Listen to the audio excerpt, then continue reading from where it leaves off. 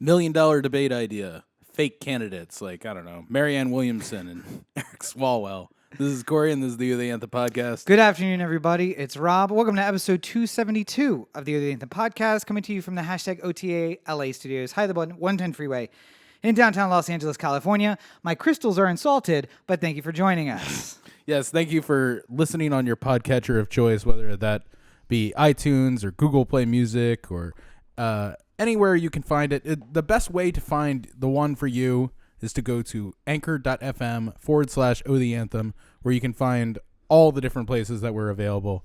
Get us on the podcatcher of your choice. And of course, you can find more O The Anthem at O The Anthem on Twitter and Instagram. You're watching us live right now at facebook.com/O The Anthem. And you can find more videos, these episodes and more, at youtube.com/O The Anthem. And everything O The Anthem, including this shop, which has new stuff on it. So make sure you check that out at the merch store at otheanthem.com. New Rob-related things. Yes, Rob, the worst promoter in the world, who forgot that his book was out and then spent an entire week forgetting that his book was out until just this moment. So maybe I'll promote the book a little bit at some point this week. Well, why don't you do it right now, since we're already kind of like... Oh, yeah. So new book is out, The Chair. It is not in the movement universe. So if anybody's read the other books, they all kind of exist in the same universe, and you'll see characters pop up and appear at different places. They generally, the main three books, two of which are out now, one of which is a draft in my computer. But they revolve around a near dystopian future, which actually has now passed, ironically, because I started writing them so early. But 2015 to 2018, where an underground movement springs up and they overthrow the government. And then the government forces push back on them. It's the movement insurrection and the movement insurgency. So those two books have been available. Insurrection's actually out of print, and that'll be coming out later this year with a new version. So make sure you keep eyes out for that. The Foe, also in that universe. The Calls from last year, also in that universe. But this is the first time I've written something that is not in that universe. And it's a shorter book. I think it's only 80 pages or so. It's a very easy read. It's something you could take to the beach with you and read. But if you are into zombies, if you're into dystopian future, apocalyptic stuff, I think you'll like it. It's the story of two guys, Dr. Ajit Kapoor, and his companion Damien, who are making their way across this wasteland of America. And they spend 2 years together, although we don't chronicle the whole 2 years. We just kind of hear a summary of it after something called the Red took over. And Dr. AJ is a virologist, and he helped work on the Red. And they are looking for basically Shangri-La. It's a safe place in this wasteland of America. And if they find it, they know that they'll find refuge and protection and safety in a world that is otherwise not safe. So they are following this rumor, this story that they hear around firesides and bar stools all across the country. A story that changes everywhere you go. Of course, if you're in the East, it's out West. And if you're out West, it's in the South. And if you're in the South, it's in the North. And it's always where you're never. And it's always very far away. But it's a story about a town full of men and women in peasant clothing and children running around and orchards and fields full of food, something that's hard to come by in this world. And on a small rise amongst all the apple orchards is a Victorian chair with wood and upholstered in red. And nobody knows what the significance of this chair is, but it's the one way that you'll know you've arrived. And that chair is going to come to be very important in the story, obviously, in the book that's called I assumed The Chair. because it was The Chair. Yeah. So go out and check out the story of AJ and Damien and their adventures in the apocalyptic wasteland of America. Like I said, it's not really a zombie novel, but you'll see some inclinations there. It's not really a disease novel, but you'll see some things about disease there. It's really a story of two guys who would never be friends, not in this situation, but they find something in the other that they can use, but that they can also... it's something that is advantageous to them, but it also makes a yin and a yang, that the other half that they're missing. And they are on this big adventure. So, and... a lot of things come into play. I hope everybody enjoys reading it. Like I said, it's a really short read, so it should be easy for people to get through. And it's a Kindle version, right? Yeah, so it's available on any ebooks right now. You can get it on Kindle. You can get it on Nook in Barnes & Noble. And if you are anywhere in the world, you can find it even if Barnes & Noble and Amazon are blocked where you are. Because I use a service that distributes to over 30 ebook services. So, for instance, Eastern Europe, it's really hard to get Amazon or Barnes & Noble, but they distribute to a service that does go there. The Caribbean and South America the same way. So you can find it anywhere, anywhere you are. And I think it's on sale everywhere for 99 cents. So you can't beat that for an ebook. That's a buyer's price. Exactly. Yeah. So the paper book will be coming soon too. I was also supposed to do that this week and I forgot. So maybe I'll take 4th of July and try to get these books out. Seems like a good plan. Yeah. So some time to work on it. Yeah. So speaking of apocalyptic wastelands, we are quickly heading in that direction.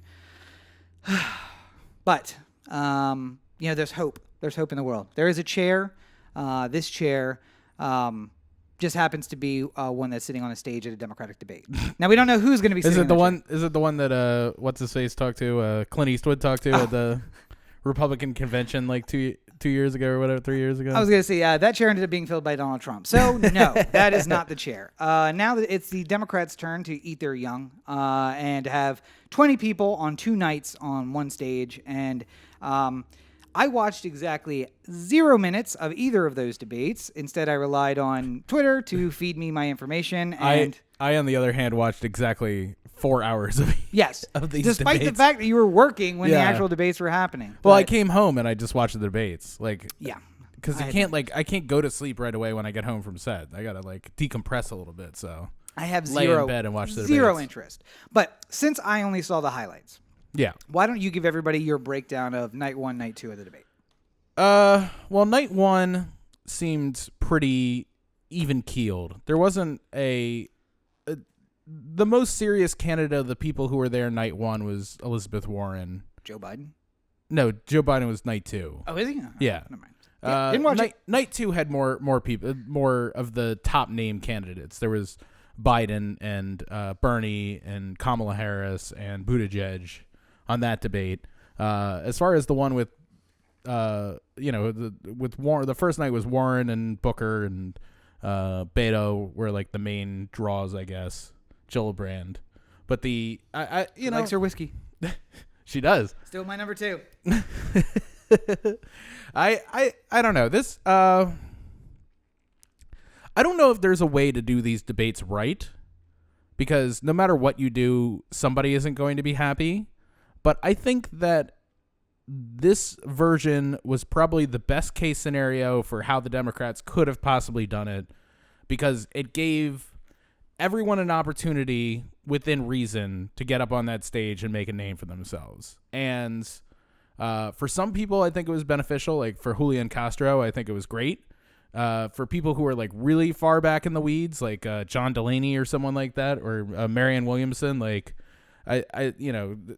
you needed to have a all-star debate performance, and I don't think you got it from any of those people. I mean, honestly, you could probably take the top or the 2 candidates on each end of the debate stage for both nights of debating. So the 8 candidates who were like the furthest out in the polls, essentially, on each debate night, and just eliminate them and not lose much sleep over it. Yeah. There wasn't a lot. The bar was really low to get in. And with good reason. I mean, it allowed different voices to get up there. Andrew Yang would never make a debate, unless it was for these rules. Well, and the problem is that I think if you make them any harder, then you're cutting it down to 5. And we already know what these people are. And for a first debate, it's fine. I'd rather have more candidates than less. Yeah. I don't want to have the rent is too damn high guy up there just because I would have loved to have him just up because there. he's running. Yes, put him. I want at least a monochrome of a chance to put somebody up there. But I mean, I don't know. He did well in his district in New York where he was running. To be fair, he did place 3rd in a 4-way race. So how bad do you feel? Better if you than lose better to than that guy? one Indian politician who didn't got 5 votes or something. 5 votes, 9 members of his family. So his family didn't even vote for him. But yeah, so listen, coming out of the debates, I look at more what's the impact. Everybody performed how they performed, but what's the impact? After night 1, now I'm spacing on it. Who was the most searched person after night 1? Kamala. No, Kamala was night 2. Night 2. She was arrested. I would probably say Julian Castro was the one who like sort of like captured the imagination the most of the first night of debaters. Let me see if I can find that. So like I would say that Elizabeth Warren did well. She didn't really like step outside of her lane, and nobody took any shots at her, and she just sort of like let the debate happen around her. But she didn't step in it. That's when you're a front runner, the most important thing is not stepping in it. So so I found it. Most searched person, Democratic candidate after the debate. Night 1, Bernie Sanders became the most widely searched candidate. Night 1, and you're wrong. Kamala is. Oh, she I think appeared. That's they talked pre-debate. about her. Yeah, because I mean, neither Bernie nor Kamala were in the first you're debate. fucking right. This was pre-debate and after her. Yeah. Joe Biden, though, still the number 2 searched candidate. Yeah. Not on the night of the debate. Hey, I wonder who this Joe Biden guy is. Andrew Yang also still searched highly. Yeah. And then, so I guess we didn't have this for the first night. Did I not send the one from the first night? Damn. I don't think there was one for the first night. I think this was just a pre-debate, post-debate, like all wrapped up into one thing. No, it says ahead of debate 2. That's why I thought it was night 1, night 2. But I guess not. Okay. Anyway. Either way. So coming out of night 2 then, using this, basically everyone was searching for Bernie Sanders and the rest were searching for Joe Biden. But Kamala just sweeps the country coming out of night 2. Isn't it Kamala? No, so I saw a pronunciation thing. It's capital C-A-M, Cam. I think that one was wrong. Maybe it is. I think that person's tweet was incorrect, which... there was like a lot of responses under it that were just like, oh, finally, now I know how to pronounce it. Are you looking for pronunciation? No. Oh. I'm about 97% sure it's Kamala. Okay, well, sure, maybe. Like, it rhymes with Pamela, but I think it's Kamala, like it rhymes with Pamela. No, I think everyone was making that mistake. It's like how Anthony Santander is now Anthony Santander. Santander, yes. And we've just been saying it wrong, and he's never corrected us this whole time. No, he's a nice guy. I think there's a lot of people who've been saying Kamala, like She it hasn't rhymes corrected with Pamela. Yeah. But it's actually Kamala. Nah, maybe. So She's not going to be president. If so I'm wrong, by all means, Kamala Harris, Yeah. call me up and we can talk about it, and maybe you can come sit down sit down in the OTA studios high above the 110 freeway. I mean, Maybe- you're already in California. You might as well just Maybe you can Swing by. explain how now you're running for president as a leftist and you spent most of your life locking up people and being the top cop, and now trying to pretend like that wasn't the case. look at that. So what I got here, number of Twitter followers increase. Okay. That seems like a way of Sure. charting something at the very least. Sure, yeah. Harris gained the most, followed by Castro and Buttigieg, and Yang for some odd known reason. Because he had so little. So any I think increase- Williamson was followed by the train wreck factor of it all. Yeah, because that shit she was crazy. she was so nuts. Yeah. Warren, Gabbard, Booker, Sanders, Klobuchar, Inslee, Gillibrand, Biden, De Blasio, Delaney, O'Rourke, Swalwell, Ryan, Hickenlooper, Bennett. Yeah, that seems about. It's this chart, just the Twitter followers, which isn't a scientific method, still does feel like a sort of a somewhat reasonable expectation of like how people did in this Winners and thing. losers. Yeah. With the exception of Yang and Williamson, who I think was more of like the shock value. Well, no, I think that Like- if they were going to get more voters, this is the only way they would get more voters. So, yes, they were a winner in that case. But appealing to a national audience, no. I don't think you're going to get a vote. Yeah, I mean, I just think that I really enjoy having people like Yang and Williamson on the stage. Yeah. For the fact of giving them a chance to have a say. Mm-hmm. But they were so far out from like the thing I think I've said about Andrew Yang before. Like the idea of a universal basic income is an interesting theory. And it's an interesting thing to make like your main talking point. Right, yeah. I don't see how it would work. And I especially know that the version that Andrew Yang is proposing would not work just by knowing how the economy runs.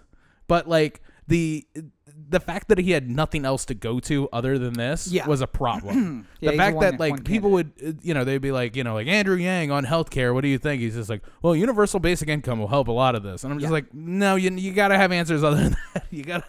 You got to be able to like get a direct question on something like Medicare for all and be able to talk about it without pivoting back to your one point. Well, yeah, I just imagine the prep for that is the guys, everybody, they're asking him questions, getting ready for the debate. And they're like, remember, pivot back to universal basic income. How can we get back to the UBI? How can we do that? More people who hear about it, the more people will like it. Yeah. But I don't know. But debates were relatively boring. A lot of people did. I think they made hay where they could. God, I hope Harris is not going to be the candidate just because people are saying Harris Warren now or Warren Harris. And again, Harris was a person who made her bones putting poor people away for their lives. Threatening mothers and children. I can't really. If I had to say winners and losers, the winner of debate 2 was definitely Kamala Harris. Yeah. She did a fantastic job. And what she does really well, and it's the prosecutor of her, which I know that you have split emotions about. Oh, no split emotions. I have very straightforward emotions. No, but I'm saying like as far as the aspect of like, because she's a prosecutor, she knows how to be able to like stand up for herself in a stage like this. She's good at interrogating people when they're in front of like the Senate committee on something. Like when she's asking questions, she's really good. She knows what she's talking about. She can put together a linear form of conversation, like, a linear thought process that allows you to get from a beginning point to an end point in the amount of time that she has. She doesn't back down to people. And what it really does, like when she was going back and forth with Biden in the second debate, you could see how that kind of performance would translate well into a debate with Donald Trump if it got to that point. Except for you're missing the most important point, which is no matter what happens, if we get to November, she's losing to Donald Trump. I don't know. And that's another thing I've been thinking about a lot here, about like who goes up against him and does well. Warren to me is an incredibly bright, smart, thoughtful person who has a lot of very well thought out ideas of how she can correct some inequality in the world that we live in. Sure. But I still worry that there's just this level of hatred of Elizabeth Warren that will never be solved by her coming up with a great idea. Okay. Like much like Hillary was a very bright, very exceptionally talented politician. People hated her. Who had, if she was a man, if she was just the governor of, Texas, who decided to run for president, then we'd be saying like, wow, he really knows what he's talking about. Well, I'm just saying like, like if it was somebody who had the same track record, Sure. And if you want that kind of neo-Democrat. Right. But I'm saying like, I think that because it was Hillary, much the same as like there's male versions of this politician too. Ted Cruz. Like, people, when Ted Cruz was running for the Republican nomination, there were people who didn't want to vote for him because he was Ted Cruz. Right. It had nothing to do with like what he was standing for or what he was doing. Beto, I don't like Ted Cruz. Beto did in part as well as he did because there were people who were just sick of Ted Cruz. And they're like, anybody but Ted Cruz, put up Beto, great, I'm voting for him. I don't care who he is. I don't want to vote for Ted Cruz. I just think there's a higher degree of that with Warren. There's a higher degree of that with Biden, of like, I just don't like this person. Right. Like, I don't know.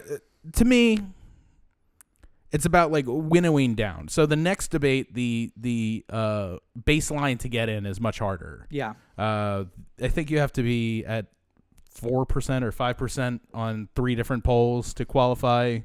You have to have a certain number of donations and donors to qualify. I think 10 of the people who were in these 2 debates, so half of the candidates, would not hypothetically qualify for the second one. Right. Although the post at which you have to hit is sometime in the future. It's not today. Right, but I'm saying like how barely they were able to sneak in on this first 1%. one. Yeah.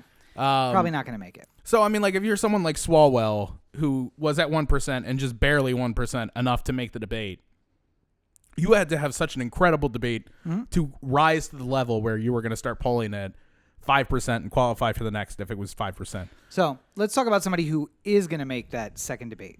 Yeah. Pete Buttigieg. Yes. And I'm going to counter your Harris proposal because going back to the data, the infographic, Kamala, however you want to say it, was Kamala. the most widely searched candidate after the debate in places that are already voting for Democrats. Mm-hmm. So now ask yourself, who was the most widely searched candidates in places where conservatives live? And what is the answer to that question? Pete Buttigieg. Pete Buttigieg is the person who red staters are searching for.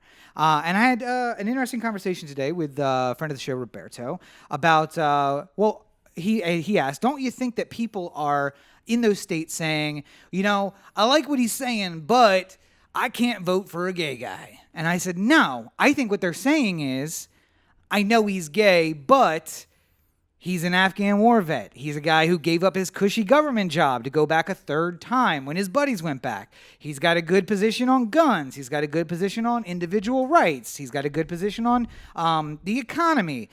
He seems really smart in a way that isn't condescending to me. Yeah. And I think that if you're talking about beating Donald Trump in November, and forget about all of these polls. I know we said it last week, but forget about the polls you're seeing where like every Democrat, like Andrew Yang is beating fucking Donald Trump in November right now. Like that doesn't work. No, number one, don't listen to polls right now. Yeah. Nobody knows what the fuck they're talking about. And People by don't the way, know who. I mean, like the reason why Biden is leading right now is because more people know who Biden is than. I mean, the number of people that the average American knows of the Democratic candidates is pretty low. But don't listen to even polls the week before the election, as Hillary told us. Every poll said it was going to be a landslide. She was going to win, and she lost. Well, she also didn't want people to think that she was going to win so that they showed up. Yes. But nonetheless. It doesn't benefit you to say, like, oh, I got this in the bag. Don't even worry. Don't even bother showing up. If we get every Democrat who voted in 2016 to vote again, yeah, you would need more than that. Donald Trump's going to win. Yeah. So what we need is those red staters someone to motivate people who didn't vote to come out, or those red staters to change their votes and say, this has not gone the way I expected. Is the alternative on the Democratic side worth voting for? I don't think Biden is. I don't think Warren is. I don't think Kamala is. But I think that Pete Buttigieg is offering an alternative that red staters can get behind. And he's not perfect, because he's not Republican, but he's better than Trump. And I would rather vote for a Democrat that I like than hold my nose and vote for Trump again. Now, can Democrats vote for him? Well, he's saying a lot of the right stuff for Democrats. He's not as far left as people would like. He's not as far left as I would like. When I hear Warren talking about forgiving student loans, that appeals to me as a person. With student loans, yeah. Yes. When I hear Cory Booker talking about, like, I would immediately give clemency to anyone in jail for less than whatever amount of marijuana. Yeah. I'm with you. When I hear Julian Castro talking about, like, borders are lines we draw on a map, and maybe we need to rethink the way that we look at the border. Mm-hmm. I'm with you on that. All of those things are far left where I am individually. But I also am looking at the future of the republic, which is very much in jeopardy. And I say, I don't need to hold my nose to vote for Pete Buttigieg. He is a Democrat in the best ways, and he ignores some of those things I don't like, which Biden really stands for. And he appeals to Republican voters. But we can't get out of our own fucking way. I mean, because Democrats are dumb. And you know why Democrats lose so goddamn always? Because they think they're fucking smarter than everybody. And you shove a candidate down the throats of Americans. Yeah. And it's got to be Biden. He's the only one who can beat Trump. It's when they walk into that booth on election day, they'll tell you time after time after time, man, Joe Biden's the only option. And they walk in there and the curtain closes and they fucking pull Donald Trump one. And they say, you know what? I'm not voting for Biden. So I'll vote for somebody else. So stop trying to think you're fucking smarter than everybody. Yeah, this is a candidate who is amazing, and he's a Democrat, and he's a real Democrat, not like Biden, who's a dino. So in more than one way, he's a dino, dinosaur, and also a Democrat named Mona. I think that the party learned a lesson in 2016 with how they treated Bernie. Yeah, and I think they realized that by forcing Hillary down our throats, that they it left a lot of people staying home at the end of the day. Like, a lot of people were just like, fuck this. I'm not going. I'm not going to vote because I don't want to vote for Hillary. I don't want to vote for Trump. I'm just not going to vote.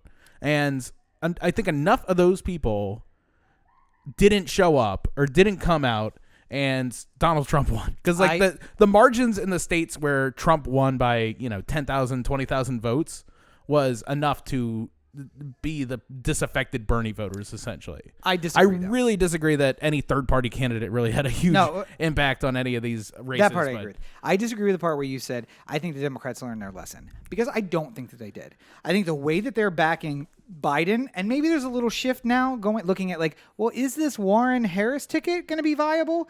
But they are going to pick somebody early, and they're going to shove them down our throats. That's going to be it. I really think they're at least right now, they're trying to let the process play out. What becomes interesting is, let's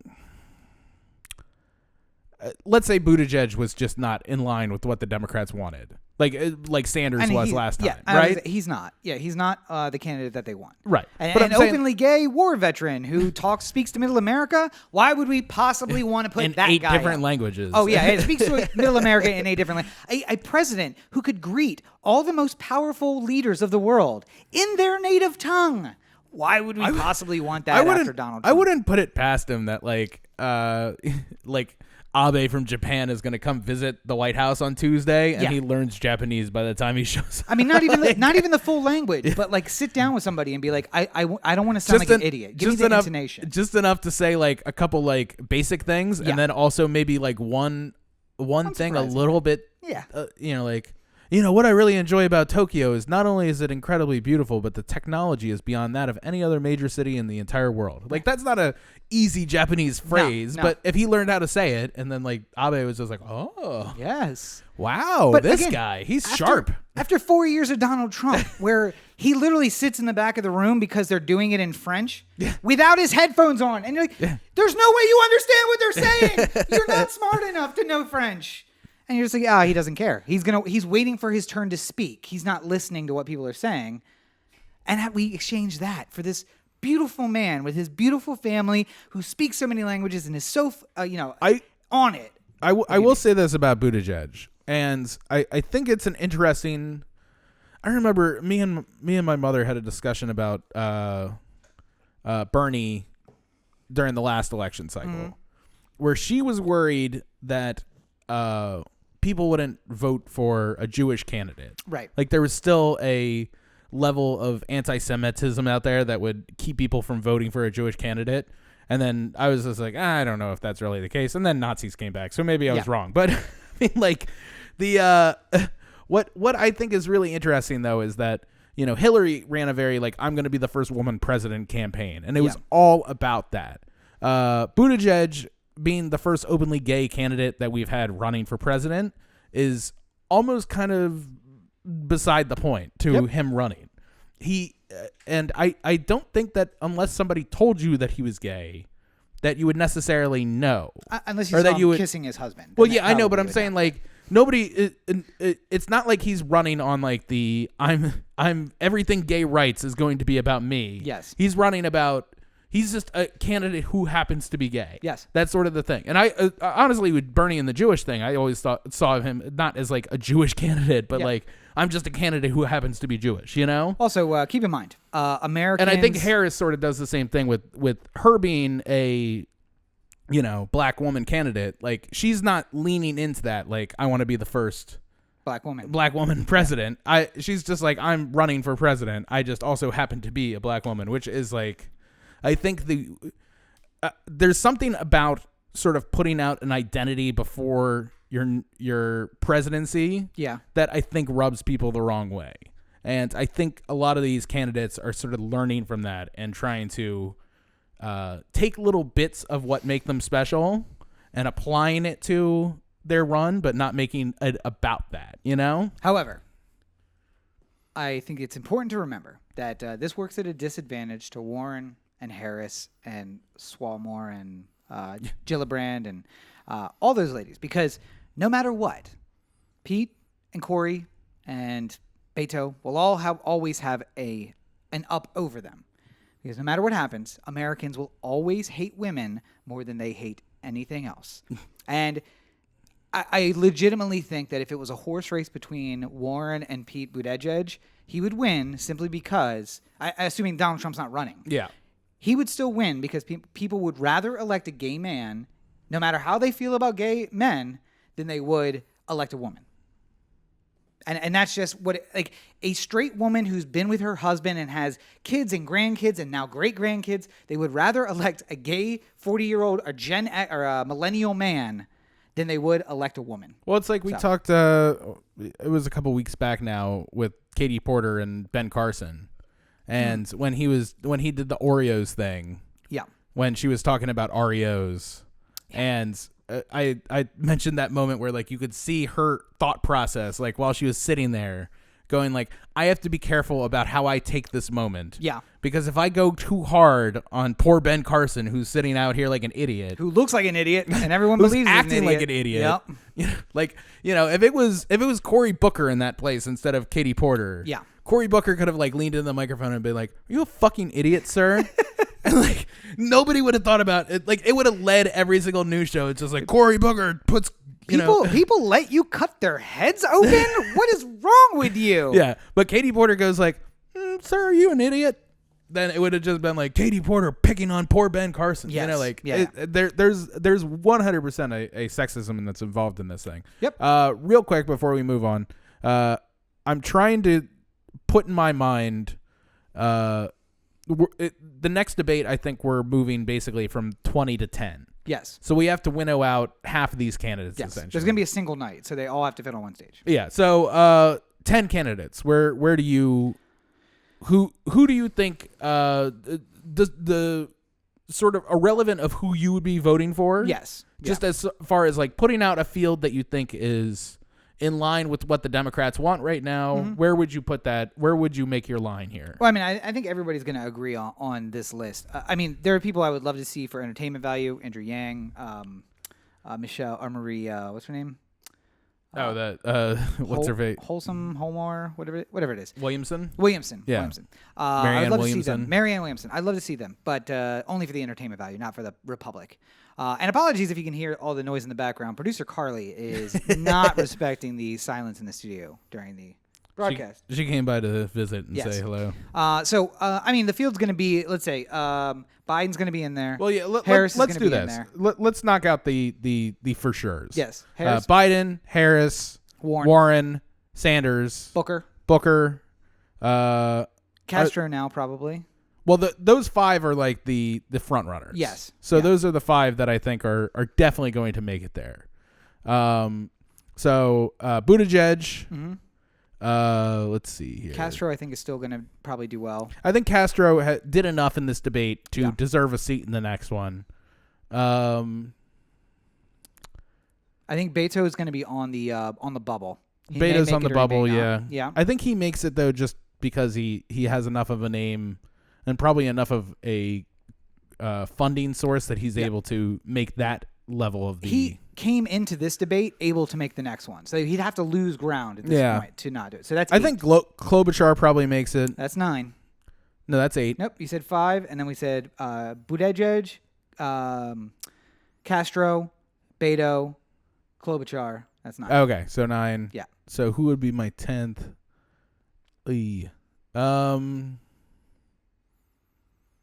I don't know. The 10th is a little bit tough. I think that there's a couple people who could make a claim for it, but it's like nobody's really strong there at the 10 spot, you know? Like maybe Gabbard, I don't know, maybe. She's doing all right in the polls and stuff like that. I've heard less of her though in the last few weeks. Yeah. I mean, like I think that's, if you're anybody who I didn't mention, you probably have a chance at making that 10 spot if you dramatically make up some ground here. Yeah. But, I mean, there's room for another person to break into the 10 spot. But, I mean, like, I just don't. And again, Beto and Klobuchar are kind of on the bubble as well. It's just like you could fall and somebody else could grab those points and boost themselves up. Yeah. I mean, if Beto but I mean, like runs really, guy, I think it's 8 or 9 strong candidates who should be seriously considered. And I mean, they may end up saying, "Hey, listen, either we got to let 15 people in, or we raise it by 2%, and then we get it down to 7. All right, we're going to do 7." Yeah. We think that that's more fair. So I guess we'll see. I'm gonna just make a couple quick points here before we move on. Yeah. One thing. This isn't. Everyone's allowed to have their fun. I know that Twitter is well known for taking things like this and having fun with it. Marianne Williamson, I believe, has a hearing problem, which is why she sounds so weird. Oh, does she? Yeah. Well, I didn't even see that. Because a lot of people were making fun of her, the way she speaks, and I seem to remember hearing somewhere that she has a hearing problem. I made fun of her for her tweets about how AIDS wasn't real and how crystals can protect you from disease, which is not true. Or the fact that, I mean, like, she was a really zany character, which adds to the level of making fun of her. I mean, like, one of the questions was, what would be the first thing you do when you get into the Oval Office if you won? And you know they're supposed to be quick things. We're going down the line. Give me a sentence or two, or give me a sentence about what would be the first thing you would do. And everyone's talking about like ending child separation or healthcare or doing this or doing that, like all serious things. Mm-hmm. And Williamson's was, I'm gonna call is it Prime Minister of New Zealand? Yes. I'm going to call the Prime Minister of New Zealand because she said there's no better place for a child to be raised than New Zealand. And I'm going to tell her that her days are numbered because the U.S. is coming for her. So, like, that's not a thing you do. Like, what do you To be fair, though, I mean, like it's a you good could answer. just do that now. Like, it's a good answer, though. It's a good like, these guys are just saying stuff like, we're addressing Donald Trump. I'm saying, let's talk about the future. Let's make this a good place for kids again. Some people that I think should just fuck off and die right now. I mean, as far as like running for president is concerned, Yeah, like, go ahead. Should close up. Go ahead, close up, Corey. Go ahead. Who should fuck off and die? Michael Bennett, John Hickenlooper. I can't remember a guy's first name. Ryan. God, he's such a weird looking. There's a lot of weird looking people on that stage. No, I mean him specifically though. He has the look on like the thing I told Roberto was like it looked like we're going to lunch with him, like, and then after we've already walked from the car to the restaurant, we're like 20 minutes into eating, and I'm just like, did you park in a red zone? He just has that face like, did I leave the oven on all the time? Yeah, all the time. Mm-hmm. Swalwell, I don't like, he just looks like a fucking G.I. Joe come to life. And I mean, like, here's the thing. A lot of these people are perfectly fine politicians, congressmen, like senators, governors, all this. Like, I'm fine with Swalwell being a congressman. I'm not saying he should, move to Djibouti or something like that. He can continue to be a California congressman. Wait. I just Can you tell me where Djibouti is? In Africa. Where in Africa? The southeast coast. Also known as the Ivory Gold Coast. Oh. No, wait. You're right. It is the Ivory Coast. Gold Coast is the other side of it. Yeah. Look at you. Yeah. Look at the big brain on Corey. On Corey. I was trying to remember what the actual quote. Look at the big brain on Brad. Look at the big brain on Brad over here. John Delaney, I don't even understand why the fuck he's running. Like, again, he seems like a perfectly fine guy who just doesn't have any business being in this race. See, one thing I learned this week, like just like De Blasio, like I'm glad that Garcetti didn't decide to run because he'd be getting the De Blasio treatment and worse now because De Blasio, while being a progressive figure that won New York City, has not really done anything since he became mayor of New York City. Not even been there for a lot of it. So. Much like Garcetti with L.A. And I just feel like the media hate storm would be too much for Garcetti to deal with. You know what I learned, though, this week? I think that a lot of these guys who are running live in a bit of an echo chamber. And in their district in California or in their city, people love them and people know them. And they think that that's somehow going to translate nationally. Yeah. And it just doesn't. You have to have something else. That's why I think you got to give it up for the people who are popular in their district, like don't get the hate per se. Yeah. And realize that they don't have any business running for Charlie Wilson, by the way, if you guys know who Charlie Wilson is, Never had anyone run against him after the first term for Congress in Texas. Never had aspirations for anything bigger than his district in Texas. Like, they love me here. I'm not going anywhere. Yeah. I'm safe here. I could go anywhere in the country. They're not going to know me. They know me here and they love me. Yeah, that's it. The other one, who's the congressman out of Hollywood who's always getting in Trump's face? Scott. No, hold on. Why am I forgetting his name? God damn it. Bald guy. No idea. I've seen the billboards, though. Yeah. I can't remember. Yeah, but like he's like the type of, like, Democrats really like him, but he has no business running for president. He's going to live in WeHo for his whole life and just keep getting... It's Charlie Wilson. He's going to keep getting elected to that seat, and nobody's going to ever care. He should just stay there. He's fine. And the more hatred you heap on Trump, it only makes it better at home. But like nationally, it's not going to do any good. So. Yeah. Anyway, that's about the end of it, of the thoughts. I would also say, just as a final parting thought, NBC has to fucking get their shit together a little bit, because the debate as far as a actual presentation on television was a little bit scattershot. I understand why you want to have all the mics open all the time, so that if somebody interrupts, like, you can hear them. Like, go to her. Yeah, you don't have to worry about some guy in the back like having to like dial up the fader on the person who starts talking all of a sudden. Yeah. But as somebody who does sound, I was a little bit annoyed by hearing the sound of like 15 open mics just like and one person speaking, because it sounds very hollow. Yep. And then also like too many moderators and too many people who are like, we're going to go to Lester Holt in the audience. And like, I don't know. It just seems like they were trying to throw a lot of things into it. And it would have been better if it was just like Savannah Guthrie and maybe one other person, like Savannah Guthrie and Lester Holt, just sitting there doing questions. Like that would have been fine. Nothing against anybody else who was up there as a moderator. Too many cooks. But like, it's just too many cooks. Like, hopefully with more debates, we get those things evened out as well. Well, we are already going a little long, so I want to cut to the other topic of the breakdown of the Republic. And if you follow us on Twitter, you may have seen a little bit of this already. Of course, you can follow me at Robert N. Cheek on Twitter, at LegendCB5 for Corey on Twitter. And that, of course, is the Supreme Court of the United States decision in the gerrymandering case, which was actually a decision in a bunch of cases that were brought together. Yeah, there were like 4 or 5 gerrymandering cases.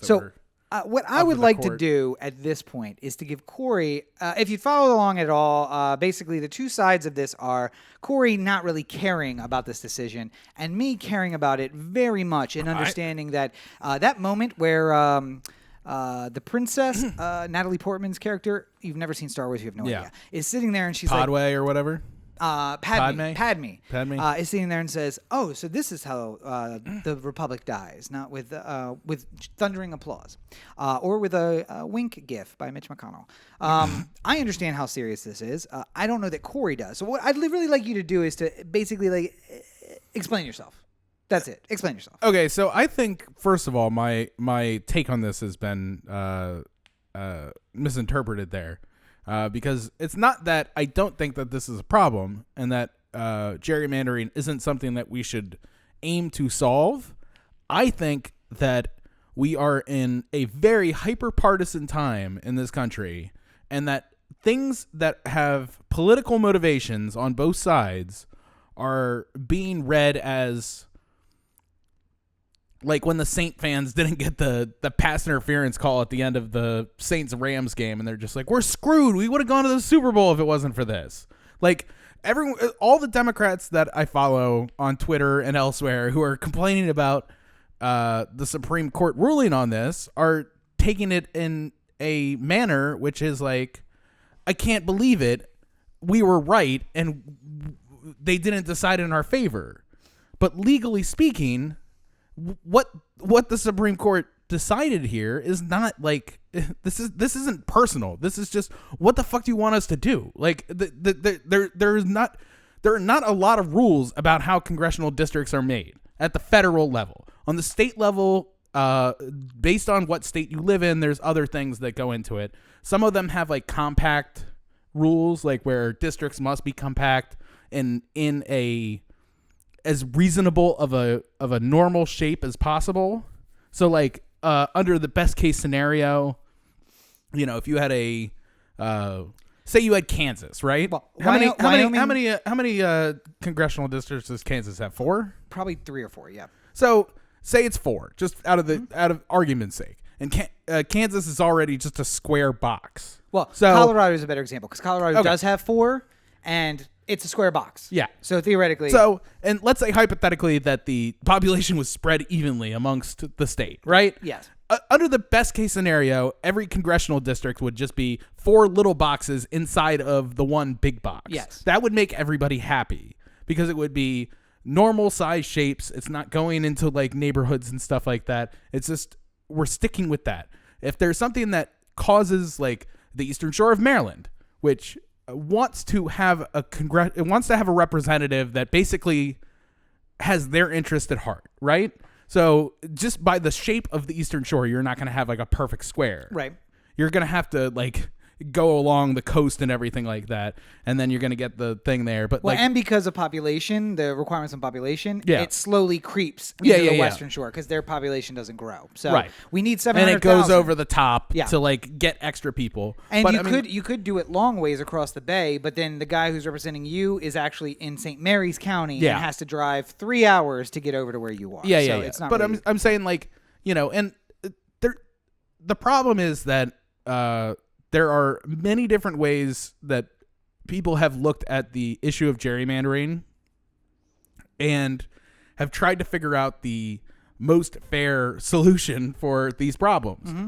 But without actual things that are written down to act as guideposts, you can't make those decisions just unilaterally. Okay.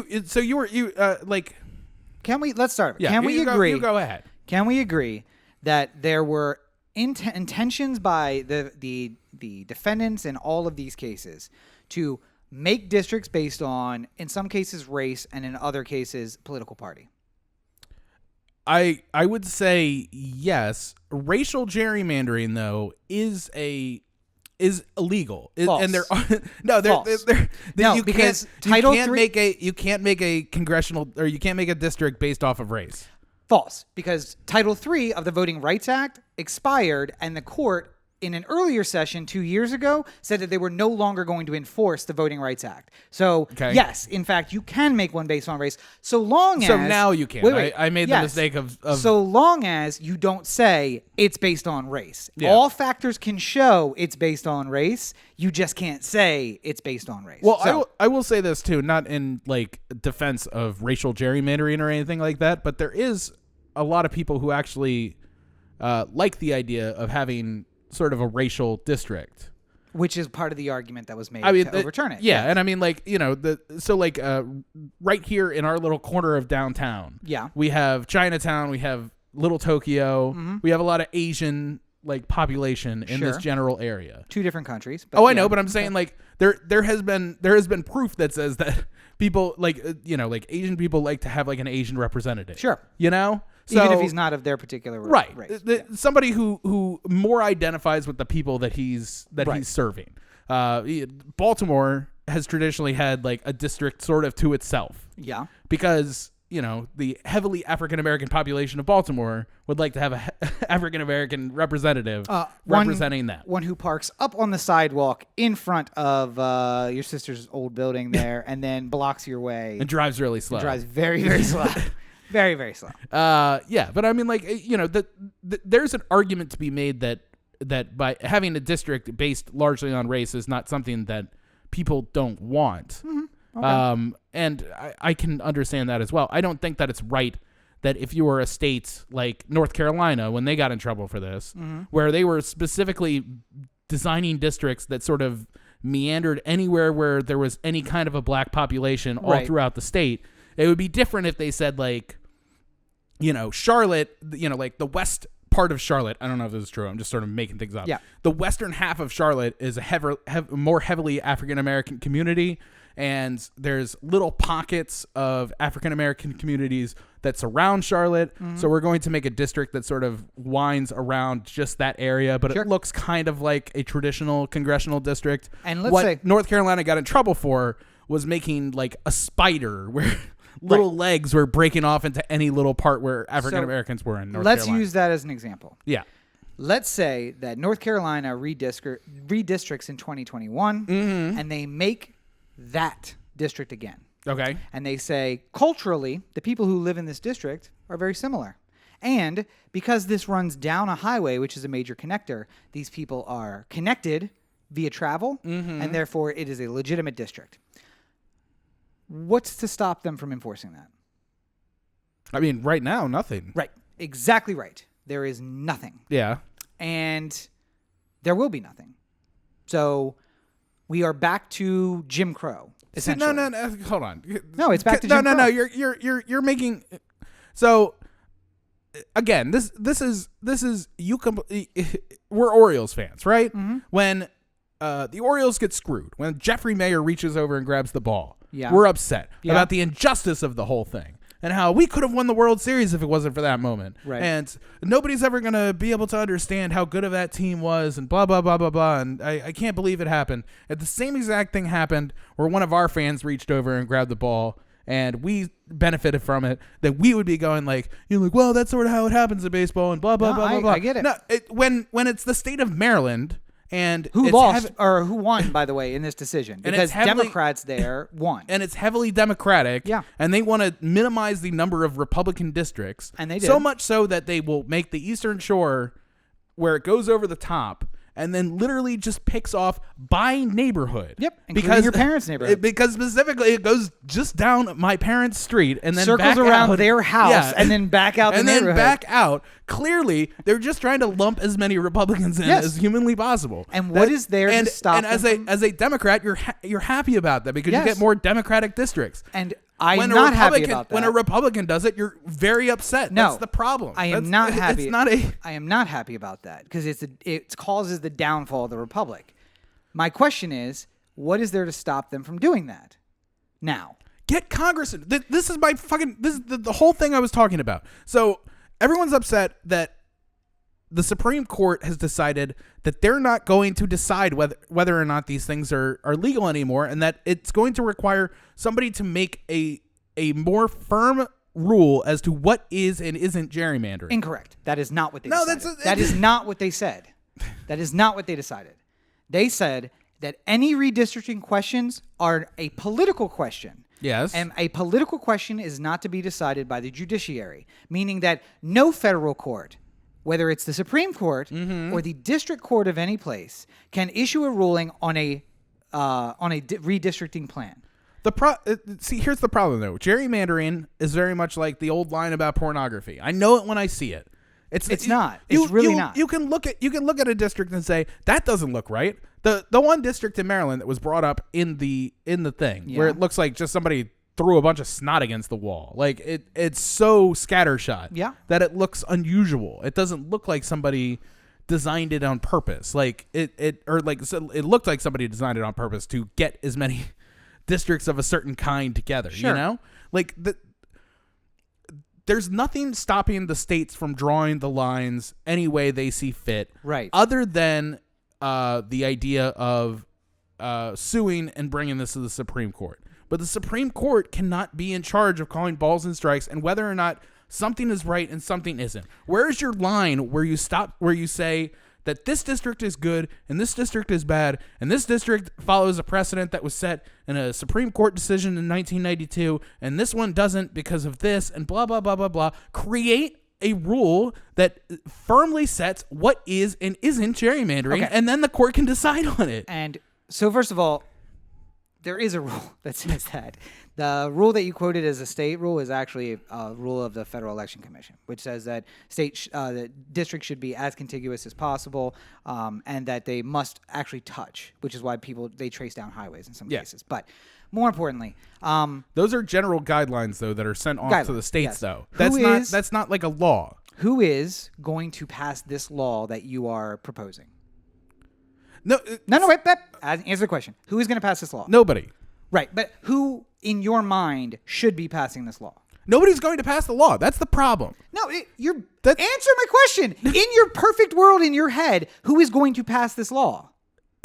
Okay, let me put it this way. Answer the question. Nobody. That's the if answer. you had your way, you're describing the situation where the Supreme Court should only get involved when a law is passed. Who passes the law that Supreme Court can address? Okay, except for the Constitution the combination itself. of the House and the Senate. Okay, the Constitution itself bars Congress from doing that because it leaves the decisions on districting to the states. Yeah. So Congress cannot, absent an amendment to the Constitution, do that. Yeah. So why I compare it to Jim Crow is because absent a constitutional amendment, this cannot be done. Okay. It's left to the states. The states are then reviewed by the state courts, which is still allowed. And the state courts are full of the same people who are in the state legislature. Therefore, those districts will stand. Without judicial review, which has been established in 1803, Marbury versus Madison, saying that federal courts are there to say, hey, states, you're a big cabal together, and someone needs to look over your shoulder and say, we as a country have a set of beliefs, and if you violate that on a state level, we're going to intercede. Now, we're not going to tell you how to change it, but we're going to tell you you need to change it. Mm-hmm. Jim Crow wasn't broken up by the Supreme Court saying, hey, this is how you do busing. Yeah, but this is how you do making things fair for everyone. They said, what you're doing is not fair. You need to make it a different way. And they sent it back for them to do it. Hold on. But because you're bringing up Madison v. Marbury, which I know that I'm stepping into perilous ground because you know a lot more about it than I do. So please be kind of my general knowledge of this information. Okay. Because I'm just going to go off of how I recognize this as an important Supreme Court precedent. Okay. In Madison v. Marbury, it was the judicial who overturned a law because it was saying that it violated the basic tenets of the Constitution. Correct? Like it was. None of that matters. No. But I'm saying like the reason why they were able to go against what was written law was because they said it didn't go in line with the spirit of the Constitution. Correct? Not exactly. No. There was a court case in a state. The state court had ruled and made its final ruling. The Supreme Court agreed to hear the case and established, details aside, the precedent that the Supreme Court can take a ruling from a state court and hear it in their court, give it judicial review, and then decide a final ruling. Yeah. That is, it doesn't matter the details, it doesn't matter anything else. They apply the Constitution because that's what the court does, but they were establishing the precedent that we can take a state case and we get to decide what the final decision is in that case. But let's take it from another aspect then. Let's say instead of gerrymandering, there was a murder case that went up to the Supreme Court, right? Like it just keeps getting appealed up, and eventually it lands on the Supreme Court. Sure. The Supreme Court is not going to look at the case. What the Supreme Court is going to do with the murder case is they're going to say there were violations of the law that happened here, or like there were things that were wrong with the way the case was prosecuted or the way the case was found, and that the judge was unfair and was very biased against the client in a very meaningful way, and the judgment should be vacated for that reason. They don't sit there and say whether or not the guy was guilty or not. Right. They are looking at it purely on how the judicial system worked in the case as to whether or not they're going to overturn it. Right.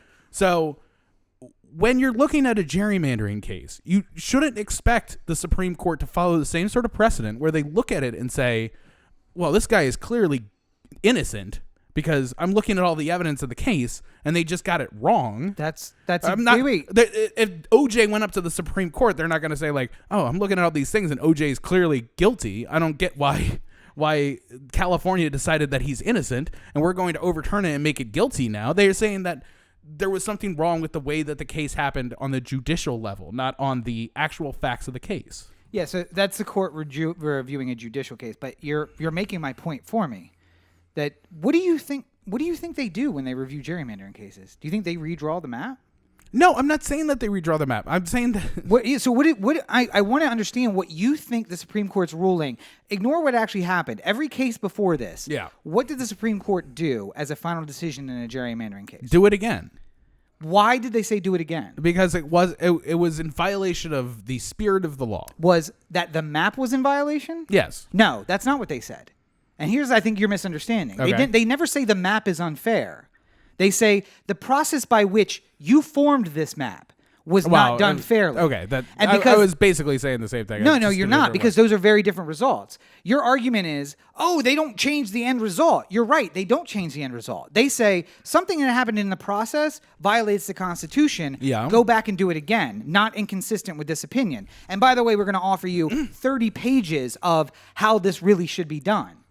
Right? No, wait. That's what they do. They say, hey, murder case, here's where you fucked up, and here's 30 pages of advice on how to do it better next time. Here you go. Yeah. In a gerrymandering case, they say, we don't care about the maps. Here's where you fucked up in making the maps. Yeah. And here's 30 pages of advice on how to not fuck up again. Because Okay. if you come back to us and any of these things have also happened, we're going to send it back to you, and we're going to tell you, you fucked up again.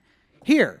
Now here's 30 more pages of advice. So both of these examples are about the process, not about the end result. If you want to be upset about the way that gerrymandering is handled in this country or the way that maps are drawn up, then you have your sole and complete focus should be on the people who decide whether or not that people should be involved in the ultimate decision making of the process. Right now, we could come up with a computer algorithm that could evenly split districts across the entire country. Yes. It would not have any kind of bias built in. It could just be blocks of people. And you could put in all kinds of different things that say, like, understand that in Colorado, people who are on the east side of the Rockies have a different view on how government should handle things because they're more farming people, and the people on the west side of the Rockies are this. And you would be able to draw, the computer would just be able to make districts that work under parameters. Yep.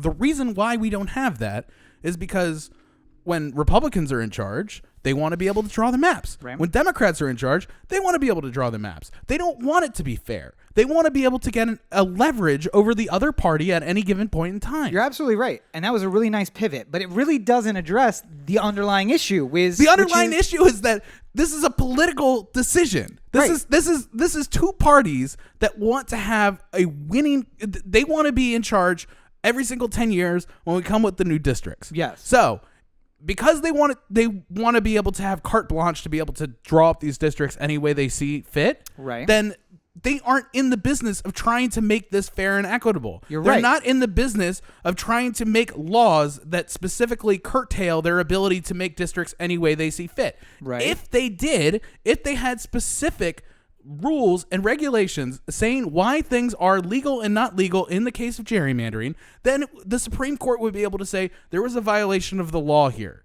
There was the thing that was written up in this constitutional amendment regarding gerrymandering was violated at this moment because they decided to split up the district in violation of Section 175A, that sort of thing, But because there's not these things written down, what does the court go off of? The court goes off of prior decisions on gerrymandering cases, but every single one of these cases is different. There's not a perfect version of precedent that goes with every single gerrymandering case. Right. So you're upset that a court decided that politicians were deciding to do political things that sometimes benefit the party that they're of and hurt the party that they're against. You lost the game. Your team lost the game, and that's why you're upset. No, I'm upset because the judiciary has said we are no longer going to be referees. You can play this game any way that you want. Yeah. But why would they? Because they don't want to call balls and strikes. The Supreme Court has so much more important things to do than Can we stop this. saying balls and strikes? Because that is a ridiculous way to look at this. They're not calling balls and strikes. They are. No, Congress, the legislature calls balls and strikes. What they are doing is saying, hey, it's the end of the season. Now let's look at all of the rules. Let's see what constitutes a strike and what constitutes a ball. What the fuck are they doing down there?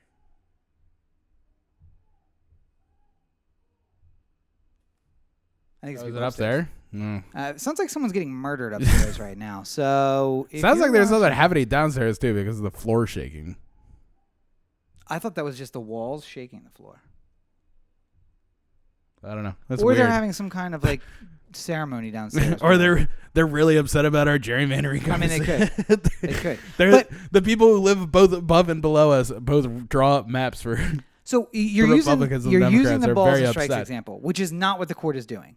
The court is coming in at the end of the season and saying, what is a ball and what is a strike? And did not anything more than, did they call these games over the course of the year fairly? Okay, let's make sure that the next time we do this, that next season, it's done fairly. That's absolutely not the case because these you don't understand the issue well enough to tell me whether or not it's the case. You don't understand judicial review. I think we've been having a compelling enough conversation about the Supreme Court here to prove that I know a little bit about what we're talking about. But the thing is, you are looking at it and you're saying, like, end result, here is the thing, end result. But that's not what this is about. The entire discussion is about the court absconding with their role in review, not review of the map, review of the process. That has been clearly laid out. There are very clear rules for that. I listened to a lot of this. I followed there was the gerrymandering project from 538 where they were talking about different districts and how they were drawing them up and stuff like that. I was listening to another podcast where they were talking about judicial review and this topic in particular, and I'm saying that the court has made a decision that they're not going to be involved in deciding whether or not something is legal or illegal in this case. Right. They have said no. They have said yes. We are not reviewing this. There's not enough to base any of these decisions off of. And so what they are basically saying is the last 140 years, courts have been ruling on this based on the Constitution, and they've been doing so incorrectly. That's their decision right now. Okay. That for 140 years, this has been an issue that we can look at the Constitution, we can look at the 10th Amendment, we can look at the 8th Amendment, we can look at the 5th Amendment, we can look at the amendments that have happened since then and say 15th, 16th, 17th, 20th, and we can say, hey, based on all of these amendments, this process is flawed. You need to go back and do it again. So you're saying that if I look up the history of Supreme Court cases, I'm not going to find a dozen examples of where the court stood firm on something for 100 years and then decided to change up. No, you absolutely will, but not with this small of a justification, and never moving towards regression rather than progress. There's not. This is moving regressively. It's a regressive move. It's saying instead of assuring freedom and justice for people, we're allowing you to oppress people. If Roberts released in the decision a one sentence opinion, one sentence majority opinion that just said, Congress, do your motherfucking jobs. That's not. Would that not get the point clear enough to you? No, I understand that people who don't understand the issues enough would look at that and say, it's politicians who want to make political decisions. You can't blame the court for not wanting to be involved in this. That's not their job. Their job is not to be politicians. Their job is to decide at the end of the day whether or not something is legal or illegal.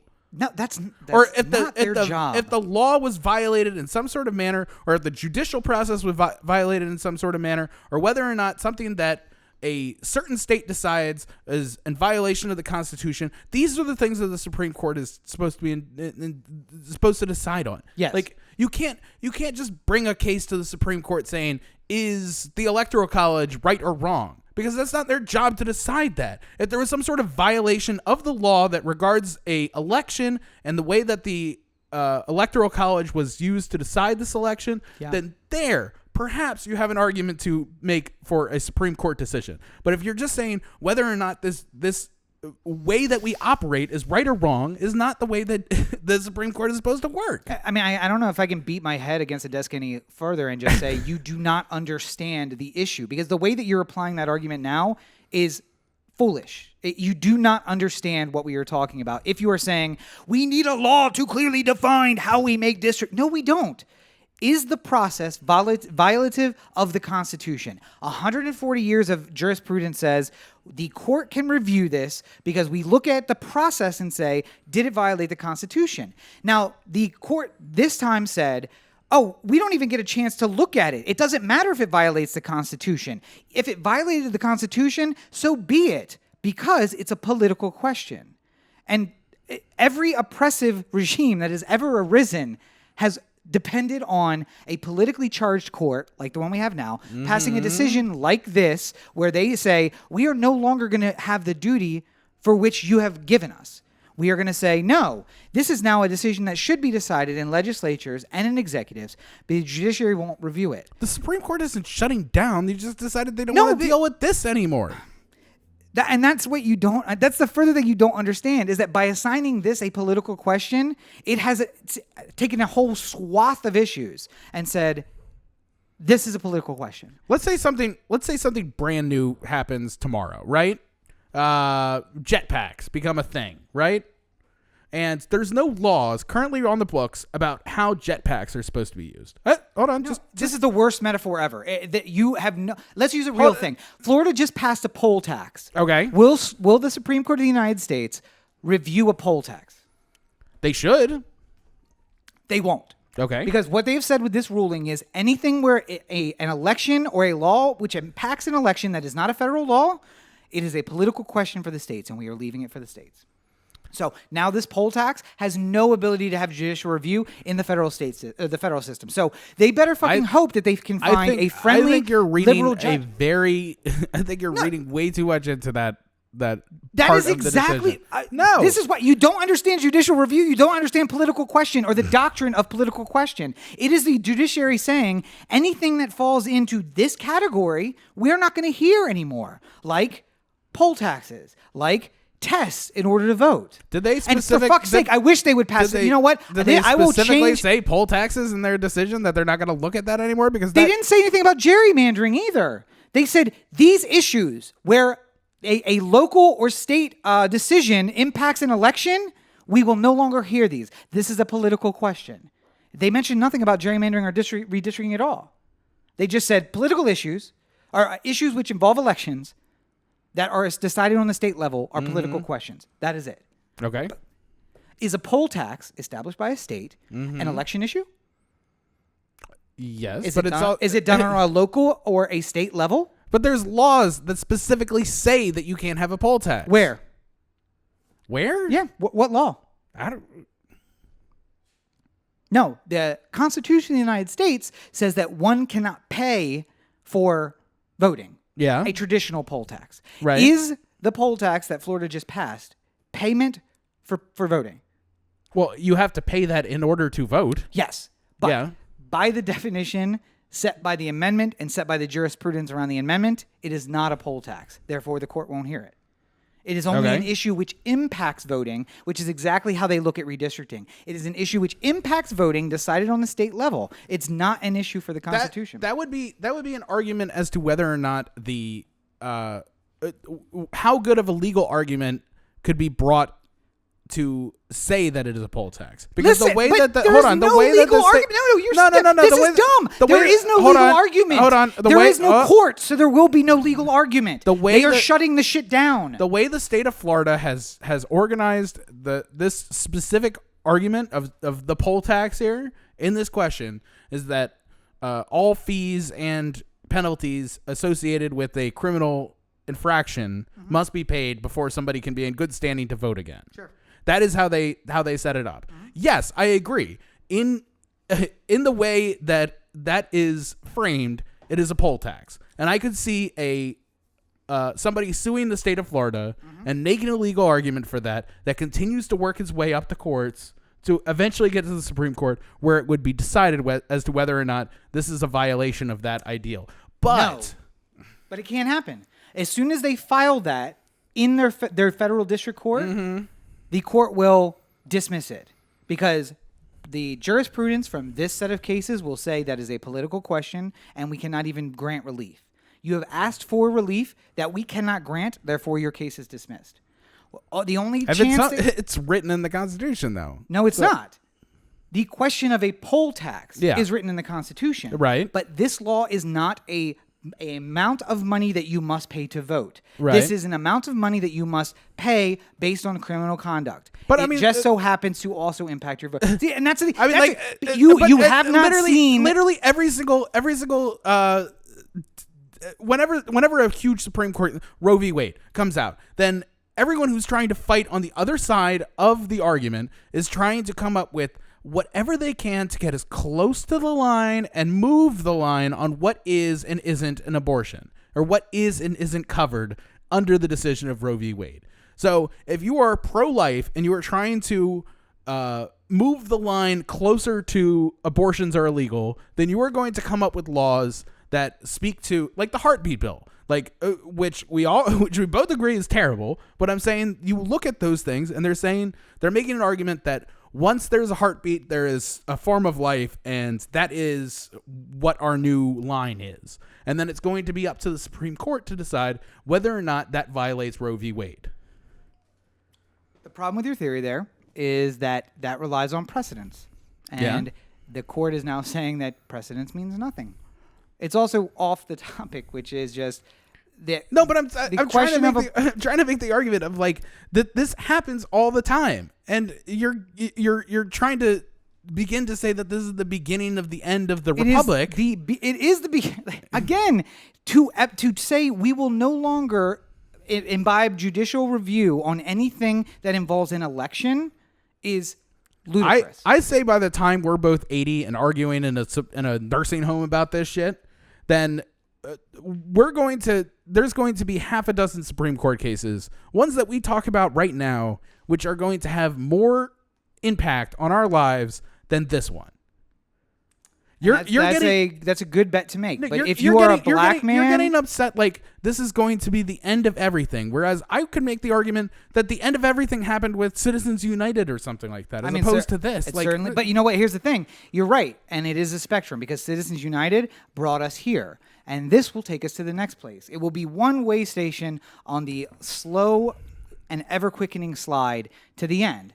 But this is the kind of decision where when an election inevitably, probably 2020 or maybe 2024 goes horribly awry, and the Republicans and the hugely neocon Republicans sweep the House, the Senate, and the presidency. And we say, well, how did this happen? Well, because every state was gerrymandered to such an extent that and the Republicans, by the way, who hold 2/3 of the state legislatures in a veto-proof majority in many of them, 30 of them, they have made it so that they will always win now and forever. We are now a minority party forever, and that means we have no power at all. And then we make the long slide towards not being a republic. This is the case that says Mitch McConnell doing the wink thing is him knowing exactly that.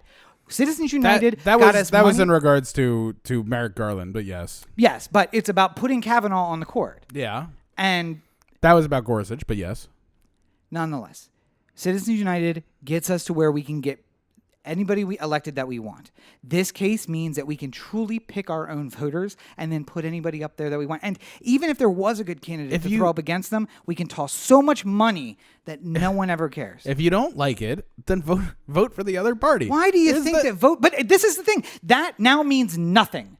Vote for the other party now means nothing, because all they'll do is stick me in a district with a bunch of people who think like me, and yes, we'll get our one congressman, and the rest of the state will be set by people who don't think like me, and my one congressman will be outvoted by the 6 that don't think like me. And what's the point of that? Your voting means nothing. Less than it did yesterday. I was a registered Republican when I was in Maryland. You would say that I was a moderate to little bit to the right Republican. Is fascism moderate? I didn't really realize that was. But I'm saying like it's to the right. you would say that I was more to the right than I was to the left at that point, right?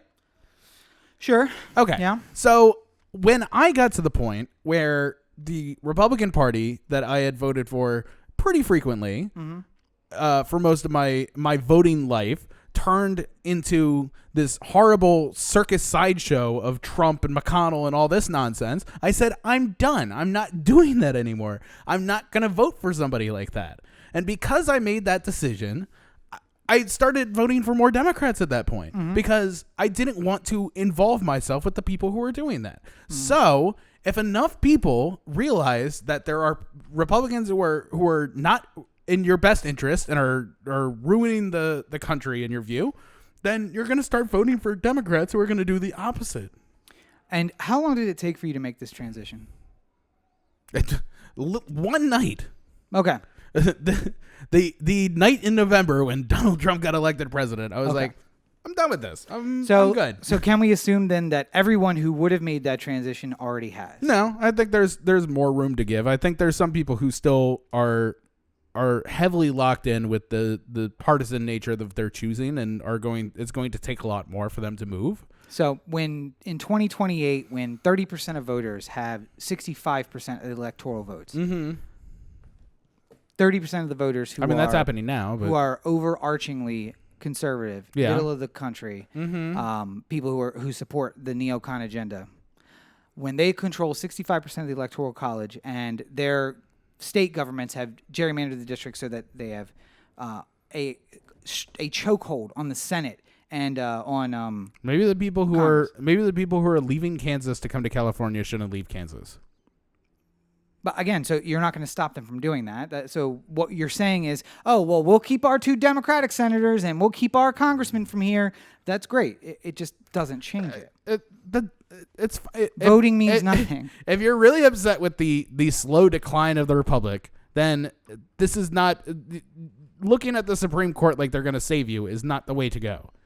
If you really think that this is the beginning of the end of the republic, then you should start thinking about other options in which you can either break away from this country and create a new one, or that you can violently overthrow the government that we have. These are options that you have that most people are not going to go to, because this isn't a decision that affects most people in a tangible way that they think that they need to get up in arms about. God knows I have been. Yeah. Guillotines, 2024. Shall we move on and just do lightning round? We are an hour and 26 minutes right now. Oh, wow. So, yeah. That's it for this week. Baltimore had its 150th murder. It's going to have over 300 murders again this year, likely. So, Yay. Anyway. All right. Well, if you want to hear more compelling court talk, you know where you can go. Where's that? OTheAnthem.com. Corey to OTheAnthem.com. O The Anthem on Facebook, Twitter, Instagram, and the listener line, 443-219-7595. What's the number again? 443-219-7595. You can catch more of me on my website, CoreyBakerFilmmaker.com. Facebook.com/Corey Baker Film, at LegendCB5 on Twitter, Instagram, Snapchat. We're going to probably go see a movie tonight. So hopefully I will have a review at some point later this week. We've got to figure out when I will have time to record it in the middle of all this film work. But I'm doing my best for you. And of course, if you want to see more adventure like that, make sure you're following Corey on Twitter and me on Twitter at LegendCB5 and at Robert and Cheek. You can, of course, find me on all social networks at Robert and Cheek.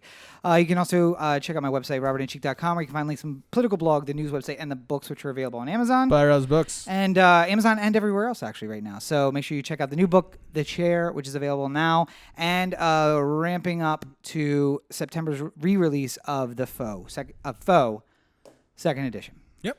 Whew. Well, I think we've done good here today. We've done something. I don't know if it's good. But as always, you're listening to the O The Anthem podcast, part of the O The Anthem digital network. For Corey, this is Rob. Have a great week, everybody. I think we're gonna stop looking at this episode as precedent from now on. We're just. Also, this will be a new break for the podcast. Maybe a 273 will be Gore versus Bush. Stands alone. Just doesn't impact anything. We just made a decision.